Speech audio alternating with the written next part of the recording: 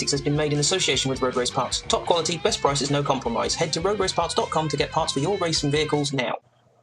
Hello and welcome to a new episode of Velocity Kinetics.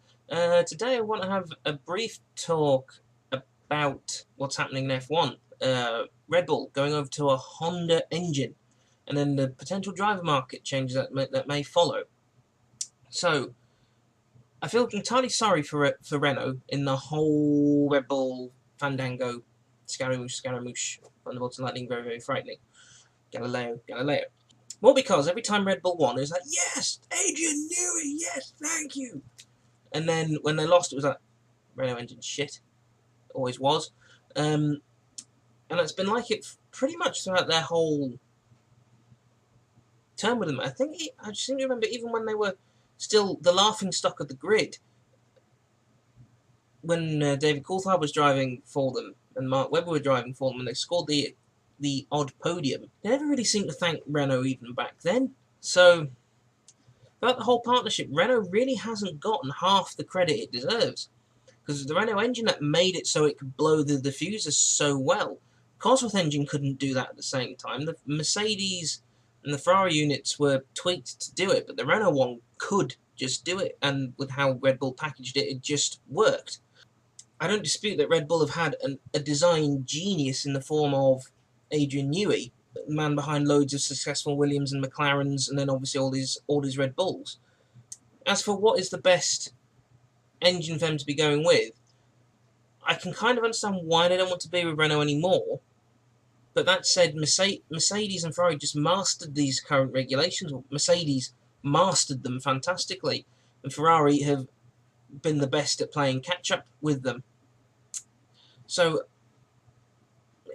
it's not really any fault. It's kind of Renault's fault in that aspect, but Red Bull don't seem like they're the easiest team to work with at all. As for the choice to go with Honda, I mean, Toro Rosso working with Honda was a good choice.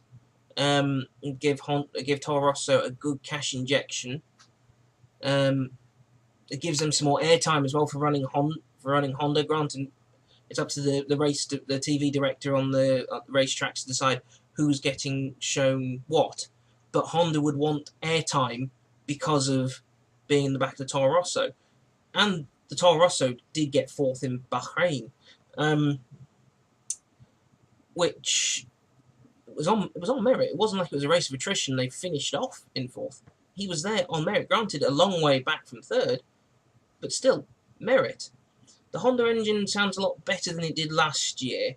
It does sound a little odd on turning though when they're slowing down. The other engines sound a lot smoother. The Honda one still seems to grumble. But then again, when Honda were in F1 previously, their engines were amongst the most probably the most powerful in a straight line.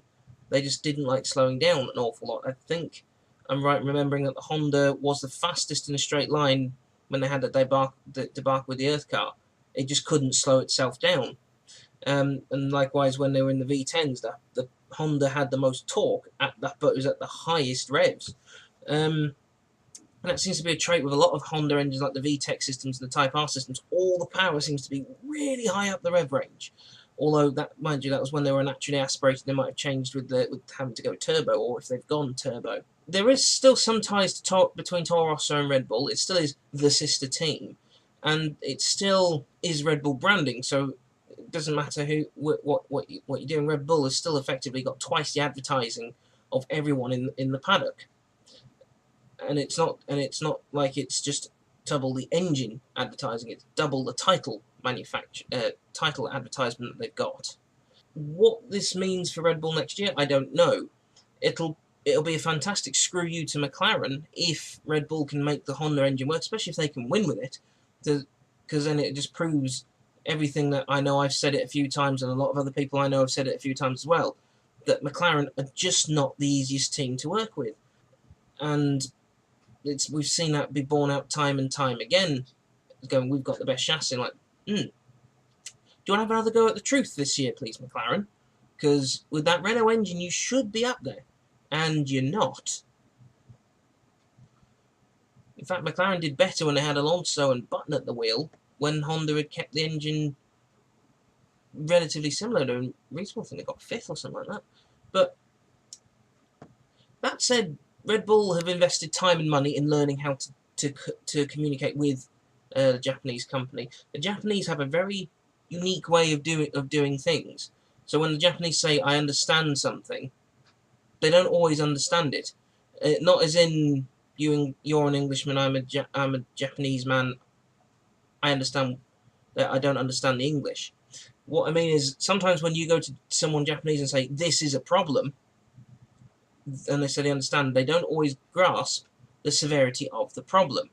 What this means for Red Bull, it either means they're going to go backwards, or it means that there's going to be a fantastic 4-way engine fight at the front if Renault can improve again. I've felt sorry for Renault throughout the whole debacle, even to the point of where Red Bull going, right, but we don't want your branding on the engine.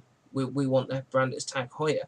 At that point, I'd have thought, why don't you just go off and get Cosworth involved, Red Bull? Why don't you just find someone else who wants to be an engine supplier with you and take the gamble on bringing someone new in? Because then you can be a through and through works team. What this will do to the companionship that Toro Rosso and Honda have at the moment is in being a works team, I don't honestly know. I think Honda are going to treat it like 2 customers, or 2 works, whichever way around works best for them. Red Bull will get the priority for being the bigger team, but they'll only get any benefit. But they effectively, you could argue, they're getting their results and putting Toro Rosso in the firing line to get their benefit next year, if that makes sense. They're going to learn from Toro Rosso's mistakes or successes, depending on what happens. Because after the summer break, they might suddenly find their feet and start winning everything. It's technically possible, unrealistic, but technically possible. What this will then do to the teams, don't know what Toro Rosso will do for drivers next year. That's if they keep their driver lineup at all. Hartley apparently is on a very short string because he's got all the experience from WEC and other categories he's raced in, and he should be doing a lot better than he is. I don't dispute that. But that said, he seems to have had a lot of bad luck so far. As for Gasly, don't know what that'll do to Gasly. He's been very solid. I'd be shocked if he doesn't either move up to Red Bull or stay in Toro Rosso. I'd be very amazed if he just dropped, because he's done fantastically. At Red Bull, the key is Daniel Ricciardo. Where will Daniel Ricciardo go? I was reading something this morning on Autosport that he's had an offer for $20 million a year, or what's $20 million? $20 million something currency a year from McLaren, and he's also supposedly had some sort of offer from Renault as well. It's tough to say what Ricciardo should do, because the opportunity is there for him to go up. He is no doubt got the calibre to be a world champion, and if he can keep his jolly chappiness about him, then he'd be a very brilliant world champion, much like if Bottas became a world champion. As long as Bottas can keep his nice, cool, calm, easily approachable guy exterior, that'd be fantastic. His choices are to try and sweep Lewis's seat out from underneath him at Mercedes, or to push Bottas out of Mercedes. He could go to Ferrari, but supposedly Leclerc is going to take Raikkonen's seat. And then there's options further back. Let's say at Renault. Renault are probably a little bit further away from things than they should be. But if they got someone like Ricciardo in, they might be able to pull themselves forwards. And McLaren have obviously got to prepare for if Alonso leaves this year. He's claimed he's got unfinished business in F1, and no doubt for his talent in the car, he deserves more championships than he actually has. As for him as an all-rounded person, I think he likes to play politics and mind games far too much, and he's made himself very difficult to employ. So, where does Ricciardo go? He's got the previous relationship with Vettel, but whether Vettel would want him there is another matter entirely. Probably Mercedes would be the better choice for him to go to, but that would involve either having to push Hamilton out or pushing Bottas out. He could take a gamble and go to Renault and build the team around him, but then you've got the likes of Hülkenberg and or Sainz, depending on who gets dropped in favour of him.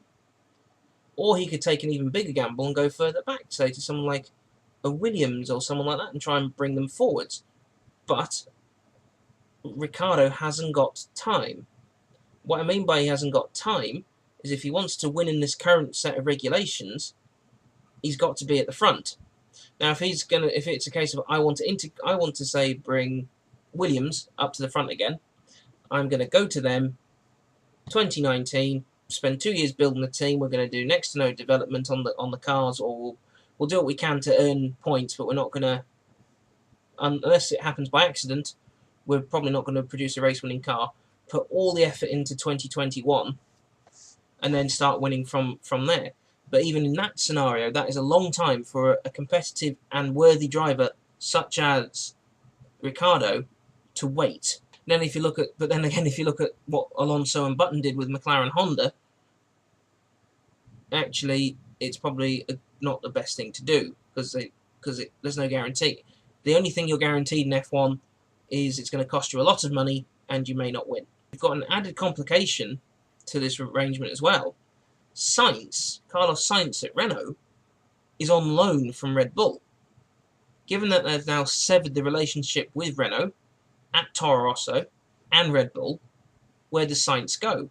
Do Red Bull go, you know what, you're in with Renault now, we release you? Do a Gandalf, I release you from this spell, Theoden King? Or do they say, nah, come back, and then stick him into Ricciardo's seat if Ricciardo leaves? So there's so many different permutations as to what can happen. And then you've got the Hamilton factor as well, as in he's taken forever to sign a new deal. He keeps talking about retiring at the end of the year. To be honest, I think Hamilton just needs a new team. He'll become reinvigorated, re-energized, and if he goes to a non-Mercedes powered team, that would be even better, because loads of other World Championship winning drivers and race-winning drivers have not always had the same engine underneath them, except for guys who might have raced in the 70s with Cosworth power, but even then there were only a few drivers who, even then there were flirted, people like Jackie Stewart flirted with Ferrari and then probably drove older Cooper and Climax engines, or I'm trying to think what the Brabham one was, Repco, something like that, Repco, that sounds familiar. But anyway, so ultimately, Red Bull, I think, are going to want Aston Martin in as an engine supplier in 2021. The arrangement that they've got means that if they start winning fantastically, they'll either ask Honda for permission to rebrand the engine as Aston Martin, or become Aston Martin Honda with Red Bull sponsorship. I don't know where this leaves Toro Rosso, because if Toro Rosso I think Toro Rosso need stability, and you could see how they improved when they had consistent Ferrari power. They improved a lot when they got a Renault unit, and then went backwards when they got a Ferrari unit again. But the consistency helped them. They know how to deal with Honda, and I think Honda quite like working with the small team. I would imagine Honda are exceptionally nervous about being thrown under the bus by Red Bull. But it's going to be one of these things, what do you expect? You didn't expect just to plug a new engine in the back and, hey presto, hey, it works. So we'll see how it goes. I myself think Red Bull might regret the decision at the moment. More because of a change. It's quite a big change to happen halfway through the regulations. If it was a case of we're going to go with Honda from 2021 when the new regs come in, then fine, excellent. Or if it was before this current regs, we're going to be brave and go with Honda or Cosworth or whoever. Excellent. Halfway through, they might regret the decision, because you can just look at Toro Rosso, who've gone Ferrari, Renault, Ferrari, Honda. Not brilliant. And look at McLaren, who went Honda and then Renault. Went Mercedes, Honda, Renault, even, should I say. I forgot about Mercedes in the first year.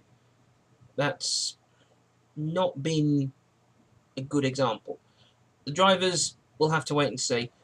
I'm not even going to pretend that I've got an inkling as to what's gonna happen, because I really don't.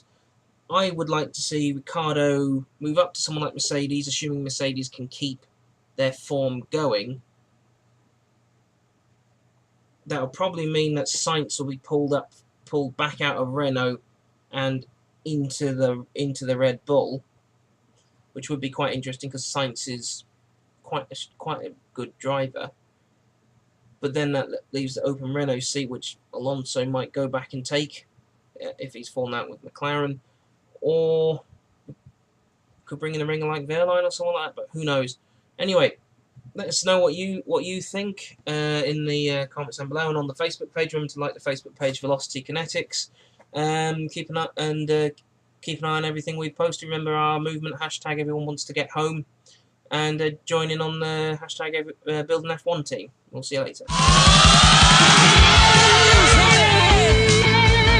Velocity Kinetics has been made in association with Road Race Parts. Top quality, best prices, no compromise. Head to roadraceparts.com to get parts for your racing vehicles now.